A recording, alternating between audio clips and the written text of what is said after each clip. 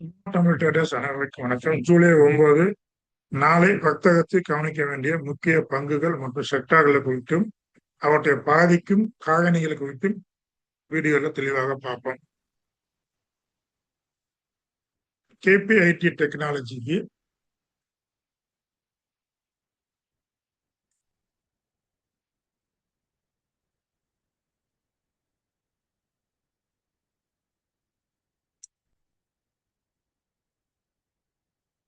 KPIT technology கடுமையான வீழ்ச்சிக்கு வாய்ப்பு இருக்குங்க. நாளை பங்குச்சந்தையில் மிகவும் உன்னிப்பாக கவனிக்க வேண்டிய பங்குகளில் முதன்மையானது கேபிஐடி டெக்னாலஜி ஆகும்.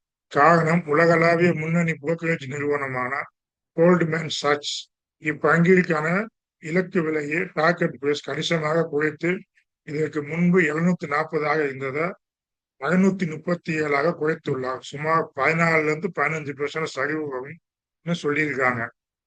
கடந்த காலாண்டில் நிறுவனத்தின் செயல்பாடு பலவீனமாக இருந்தது. மேலும் வரும் நிதியாண்டில் நிறுவனத்தின் லாப வரம்பு மற்றும் வருவாய் வளர்ச்சி ரெவன்யூ குறையக்கூடும் என நிறுவனத்தின் நிர்வாகமே கணித்துள்ளது. எனவே இப்பங்கு ஒரு 52 சரிவுக்கு அருகில் வர்த்தகமாகியது. நாளை 550 என்ற சப்போர்ட்டை உடைத்த அடுத்ததாக ஜூன் 2022 அதற்கு ஆதரவு கிடைத்த 500 என்ற நிலைக்கு கீழ் இறங்க வாய்ப்பு உள்ளது. கேபிஐடி டெக்னாலஜி நாளைக்கு மார்க்கெட் டவுன் ஆச்சு அப்படின்னா ஷார்ட் அடிக்கலாம். ஈக்விட்டியில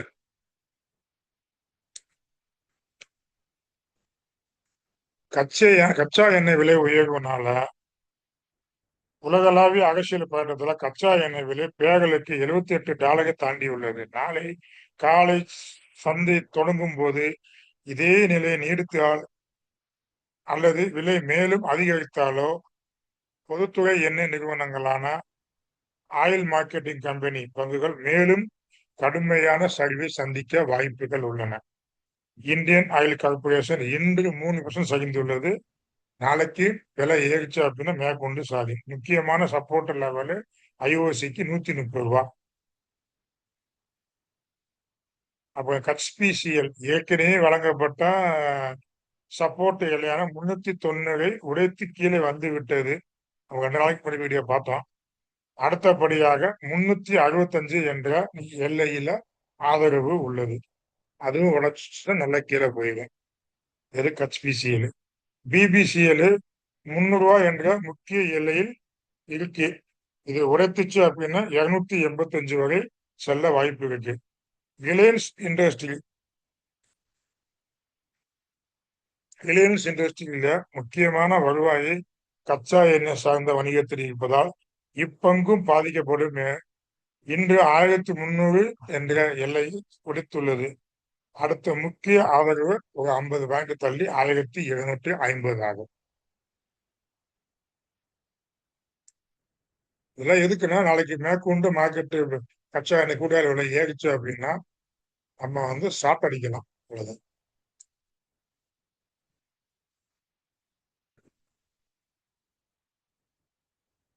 பேங்கிங் செக்டார் இன்டைரக்டா இம்பாக்ட் ஆகும். என்ன ஆகும் அப்படின்னா, கச்சா எண்ணெய் விலை உயர்வதால் நாட்டுல பணவீக்கம் ஏற்படும், அதிகரிக்கும். இதனால் இந்திய ரிசர்வ் வங்கி என்ன ஆகும், வட்டி விகிதங்களை உயர்த்த வேண்டிய சூழல் உருவாகலாம், ரேட் கை ஏற்படலாம். இது வங்கிகளின் நிதி வரம்பை பினான்சியல் மார்ஜினை குறைக்கும் என்பதால் பெரிய வங்கிகள் பாதிக்கப்படலாம். HDFC பேங்க் ஒரு $800 ஒரு சப்போர்ட் இருக்கு. அதே நேரத்துல HDFC பேங்க் எப்போதுமே பிஇ ரேஷியோ ஆனது 20ல ட்ரேட் ஆகிட்டு இருக்கும். ஆனா இப்போ அதற்கு பிஇ ரேஷியோ 16ல ட்ரேட் ஆகிக்கிட்டு இருக்குங்க. இது மிகவும் ஒரு பாசிட்டிவான செய்தியாக பார்க்கப்படுகிறது. ஓகேங்களா? 52 உச்சம் 1020, 52 லோ 726. பிஇ இப்போ 16.1 தான் இருக்கு. புத்தக மதிப்பு $377, 57 பைசா. ஃபண்டமெண்டல், அதாவது HDFC வரலாற்றிலே ரீதியாக பார்த்தாலே HDFC பேங்க் 20 பியில தான் வர்த்தகமாகும். ஆனால் இப்போது 16 பியில இருக்கிறது. நியாயமான அட்ராக்டிவ் வேல்யூவேஷனாக கருதப்படுகிறது. இன்ஸ்டிடியூஷன் சப்போர்ட் எஃப்ஐ மற்றும் டிஐ ஆகிய நிறுவன முதலீட்டாளர் இணைந்து தினமும் 83% பங்குகளை தங்கள் வசம் வைத்துள்ளார்கள். இந்த பெரிய நிறுவனங்கள் அசைக்க முடியாத நம்பிக்கையை காட்டுகிறது. தொழில்நுட்ப ரீதியாக 730, 750 இந்த பங்கிற்கு ஒரு மிக வலுவான ஆதரவாக பார்க்கப்படுகிறது. இதற்கு கீழே சென்றுச்சு அப்படின்னா நல்ல ஒரு வாய்ப்பு தான் பையிங்குக்கு. இது HDFC பேங்க். அதே நேரத்துல ஐசிஐசிஐ பேங்க் எடுத்துக்கிட்டீங்க அப்படின்னா 1420 1330 வரை உயர்ந்த பங்கின் லாபம் என்று ஒரே நாளில் அடிச்சு தொடுத்து எறியப்பட்டு 1400 கீழ் வந்துள்ளது. ஏன்னா அது 30 பாயிண்ட்டுக்கு அடிச்சு தோற்றுட்டான்னு சொல்லாதீங்க.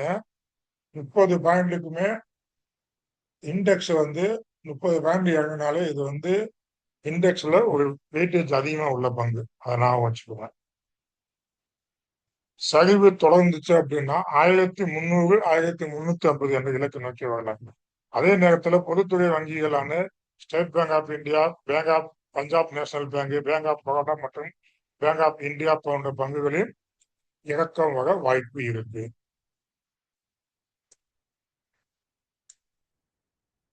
வணிக வாகனங்கள் தயாரிக்கக்கூடிய நிறுவனங்களான எண்ணெய் விலை உயர்வு மற்றும் பொருளாதார மந்த நிலை உருவாச்சு அப்படின்னா வணிக வாகனங்களில் தேவையை நேரடியாக பாதிக்கும். பயணிகள் பேசஞ்சர் வெஹிக்கிள்ஸை விட வணிக வாகன பங்குகள் இன்று சற்று அதிகமாக சரிந்து உள்ளன. அசோக் லேலாண்ட் 4% சரிந்துள்ளது. ஈச்சர் மோட்டார் 5% சரிந்துள்ளது. டாடா மோட்டார்ஸ் கமர்ஷியல் வெஹிக்கிளின் எண்ணெய் விலை தொடர்ந்து உயர்ந்தால் இப்பங்குகள் நாளை மேலும் வீழ்ச்சி அடையலாம். ஷார்ட் கவரிங் பண்ணலாம். தங்கம் மற்றும் வெள்ளி ETF பொதுவாக கச்சா எண்ணெய் விலை உயரும் போது சர்வதேச சந்தையில் தங்கம் மற்றும் வெள்ளியின் விலை குறையும். ஆனா இப்போ ஆப்போசிட் கனெக்ஷனாக இருக்கும். ஆனால் இன்று சர்வதேச சந்தையில் தங்கம் 2% மற்றும் வெள்ளி 3% வரை சரிந்தன. இதன் தாக்கத்தால் உள்நாட்டு சந்தையில் உள்ள கோல்டு ETF 1.43% சரிவை சந்தித்தது. சில்வர் ETF 2.5% மேல சரிவை சந்தித்தன. ஆனாலும் நாளைக்கும் இந்த சரிவு தொடரலாம் என்று எதிர்பார்க்கப்படுகிறது. அதே நேரத்துல இவ்வளவு பாயிண்ட் இறங்கினாலும் 500 பாயிண்ட் இறங்கினாலும் சாதகமான பங்குகள் எடுத்துக்கிட்டீங்கன்னா ஏத்தர் எனர்ஜி இன்னைக்கு ஒரு 6%க்கு மேல, ஏத்தர் இண்டஸ்ட்ரி ஒரு 5-6%க்கு மேல பாசிட்டிவா முடிஞ்சிச்சுங்க. சந்தையின் மோசமான சூழ்நிலையிலும் ஐநாக்ஸ் இந்தியா ஒட்டுமொத்த சந்தை சரிவிலும் இதுவும் 4% மேல உயர்ந்துள்ளது. நிறுவனத்திற்கு LNG வணிக பிரிவில் 939 கோடி மதிப்பிலான புதிய ஆர்டர்கள் கிடைத்துள்ளது. LNG பிரிவில். அதனால இது இன்னைக்கு ஒரு நல்ல ஏற்றத்தை கண்டுச்சு.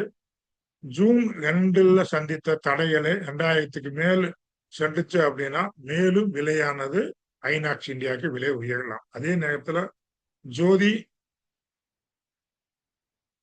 இன்ஃப்ராஸ்ட்ரக்சர் லிமிடெட் இப்பங்கிற்கு வெஸ்ட் சென்ட்ரல் ரயில்வே அமைப்பிடம் 13.31 கோடி மதிப்பிலான புதிய ஆர்டர் கிடைத்துள்ளது. கடந்த ஒரு மாதத்தில் மட்டும் 37% வரை உயர்ந்திருப்பதால் ப்ராஃபிட் புக்கிங் காரணமாக இன்று சரிந்துள்ளது அப்படின்னு சொல்லி நம்ம எடுத்துக்க வேண்டியதுதான். இந்த ஆர்டர் செய்தி நீண்ட நோக்கில் சாதகமாக பார்க்கப்படுகிறது. அதனால இந்த ப்ராஃபிட் புக்கிங் முடிஞ்சதுக்கு அப்புறம் மேலும் நல்லா. அதே நேரத்தில் ஏத்தர் இண்டஸ்ட்ரியானது ஈவிக்கு வேண்டிய கமர்ஷியல் கெமிக்கல் எல்லாம் பண்ணக்கூடிய கம்பெனி போனால் அதுவுமே இன்னைக்கு 6%க்கு மேல பாசிட்டிவா முடிஞ்சிச்சு. முக்கியமான கவனமா நீங்க பார்க்க வேண்டியது நாளைக்கு சந்தை தொடங்கும் போது கச்சா எண்ணெய் விலை நாளை காலையில குறைய தொடங்கிடுச்சு அப்படின்னா 74, 75 கிலோ வந்துச்சுன்னா OMC மற்றும் ஆட்டோ பங்குகள் சரிவில இருந்து தப்பிக்கலாம். இல்லை எனில் தற்போதைய சூழ்நிலைக்கு ஏற்ப முதலீட்டாளர்கள் தற்காப்புடன் செயல்படுவது மிகவும் அவசியம்தான். ஓகேங்களா? அதனால நாளைக்கு மார்க்கெட்டை ஓப்பன் ஆகுது அப்படின்னா crude oil விலை என்னன்னு பாருங்க. ஈரானுக்கும் அமெரிக்காவுக்கும் என்ன பிரச்சனை எப்படி இருக்குன்னு பாருங்க.